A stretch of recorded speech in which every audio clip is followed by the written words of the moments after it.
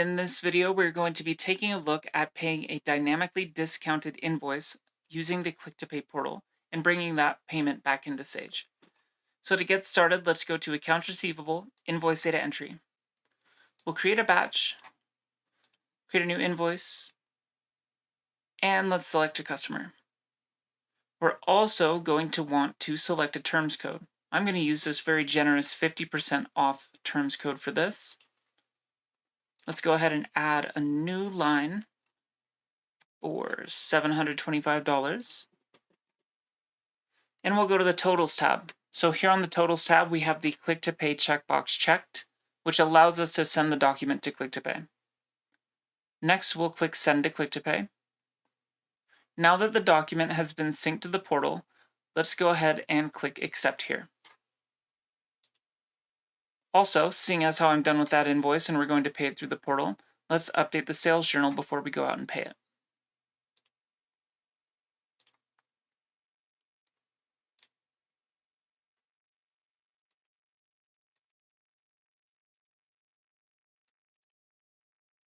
Okay, now let's go out to the Click2Pay portal by going to click2pay.paya.com.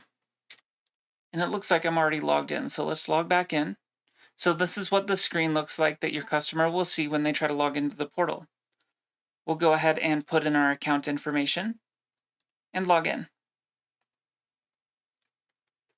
Now, just a quick overview on the screen because we do have another series of videos that covers this in more detail. But basically what we have here is we have two screens that give us details on our account. My account, which just shows an overview and some recent payments you've made. Payments, which is a list of payments. And then we have address and stored payment types, which just lists all of the payment types that you have saved, be it ACH cards or addresses, and addresses also has its own individual tab. The meat of the product is here though in My Activity. So this My Activity screen lists all of the invoice that a customer has on their account available for payment via Click2Pay. So as you can see here, I only have one that is available to be paid, and the balance on this invoice is $725. However, if you look to the left, you will notice that we have the discount available, which is $362.50. So the balance that we're actually going to pay is going to be the balance less the discount. And it's worth noting that the discount is only applicable if the order is paid in full, and it must be paid in full before the discount date here. So let's go ahead and click on the balance, and this is going to bring up the payment screen. Now you'll notice because I'm logged into a customer account, this is a little bit different than the other video that we also have on paying accounts receivable invoices. And this one allows us to use saved cards because we're logged in as a customer. So since we're in an account, we can look at the payment method saved on that account. And I have a credit card saved right here. And when you save a credit card, it also saves that billing information along with it, so you don't have to put that in again. Next, we'll go ahead and click on the CAPTCHA checkbox and just get verified real quick. And we'll click Submit Payment. It's also worth pointing out before we do submit this, that the subtotal amount is in fact the invoice total less the discount amount. So we'll submit payment. We get all of the payment information here, the email that the receipt was sent to, the transaction number, and the amount paid. We'll go ahead and close this. And seeing as how it just sent us a receipt, let's go over here to our email. I'm just going to refresh this. And we'll go ahead and click on the receipt here and just look and make sure that information matches what we just saw. So we have that transaction for $362.50. We have the same transaction number, the time that this payment was made, and we also have the last four of the card. Now let's go back into Sage, and here in Sage, we are going to go to the Accounts Receivable section. We're going to scroll down to the bottom, and we're going to click on the Payments task. And once this loads up, you're going to see that we have some documents that are ready to be synced. So here we'll go ahead and check all because I want to bring all of these payments into the system. But notice that the bottom one here, this is our most recent payment. So your most recent payment is always going to be on the bottom of the list. And we have the payment amount. The status is unsynced and we want to sync them, so let's go ahead and click proceed.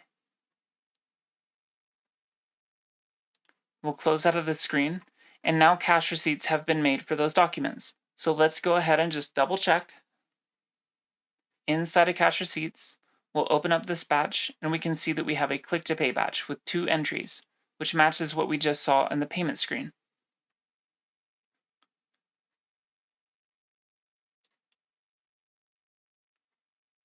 So our first deposit was one for $10,000, but we want to look at the one that was $362. So let's go ahead and click accept here.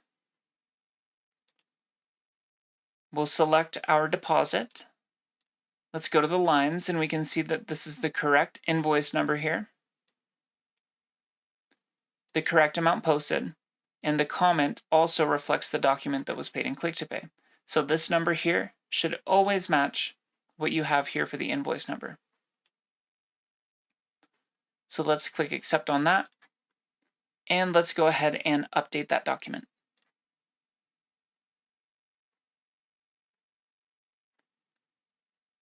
So we'll just print the cash receipts entry.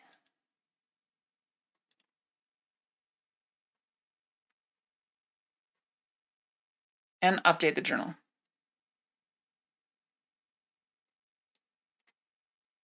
Click note there. And let's go to customer maintenance and just verify that that document has been paid in full. So let's go to customer maintenance, select that customer, and we'll go to the invoices tab. So we're looking for document number 41. The amount was $725, and you can see that we have a 0 balance on this. So the document has been paid in full.